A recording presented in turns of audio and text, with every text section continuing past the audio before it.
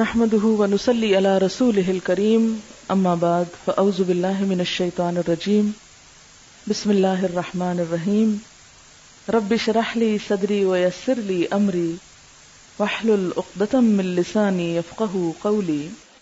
اسی طرح اللہ سبحانہ وتعالیٰ کی صفات الحی القیوم کا ذکر ہے، یہ بھی بہت زبردست صفات ہیں، اور ان میں اللہ سبحانہ وتعالیٰ کا اسم اعظم ہے جس کو پڑھنے سے دعائیں قبول ہوتی ہیں۔ اسی لیے ہم دیکھتے ہیں کہ بدر کے موقع پر جب حالات بہت تنگ تھے تو نبی صلی اللہ علیہ وسلم نے کن اسماء کو پکار کر دعا کی تھی؟ یا حی یا قیوم برحمتک استغیث۔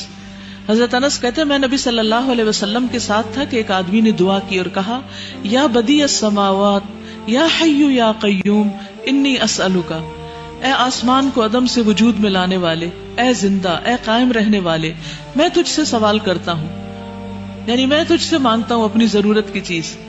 تو آپ نے فرمایا کیا تمہیں معلوم ہے کہ اس نے کس چیز کے ساتھ دعا کی؟ قسم اس کی جس کے ہاتھ میں میری جان ہے، اس نے اللہ کو اس نام کے ساتھ پکارا ہے کہ جب اس نام کے ساتھ اللہ کو پکارا جاتا ہے تو وہ دعا قبول کرتا ہے۔ تو آپ چاہتے ہیں کہ آپ کی دعائیں قبول ہوں تو یہ تینوں نام اپنے ریمائنڈرز میں لکھ لیجئے۔ جب بھی آپ چاہیں کہ آپ کی دعا قبول ہو تو پہلے اللہ تعالیٰ کو ان ناموں سے پکاریں اور پھر دعا مانگیں۔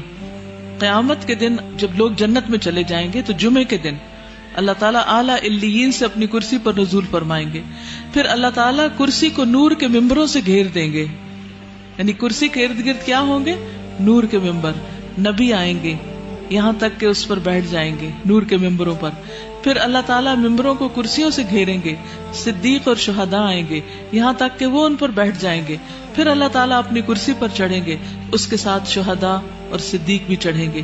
یعنی اللہ سبحانہ وتعالیٰ قیامت کے دن اپنے بندوں سے جس طرح ملاقات کریں گے اس کا ذکر یہاں کیا گیا ہے۔ صحیح الترغیب والترہیب کی حدیث ہے۔ وَهُوَ الْعَلِيُّ الْعَظِيمُ، اور وہ بلند ہے، بہت عظیم ہے، اور حقیقت یہ ہے کہ اللہ سے بڑی کوئی بھی چیز نہیں، اس لیے ہمیں اللہ تعالیٰ کے ناموں کے ساتھ دعا مانگتے ہوئے خصوصاً تسبیح کرنی چاہیے۔ فَسَبِّحْ بِاسْمِ رَبِّكَ الْعَظِيمِ، قسم اس کی جس کے ہاتھ میں میری جان ہے، اس نے اللہ کو اس نام کے ساتھ پکارا ہے کہ جب اس نام کے ساتھ اللہ کو پکارا جاتا ہے تو وہ دعا قبول کرتا ہے۔ تو آپ چاہتے ہیں کہ آپ کی دعائیں قبول ہوں تو یہ تینوں نام اپنے ریمائنڈرز میں لکھ لیجئے۔ جب بھی آپ چاہیں کہ آپ کی دعا قبول ہو تو پہلے اللہ تعالیٰ کو ان ناموں سے پکاریں اور پھر دعا مانگیں۔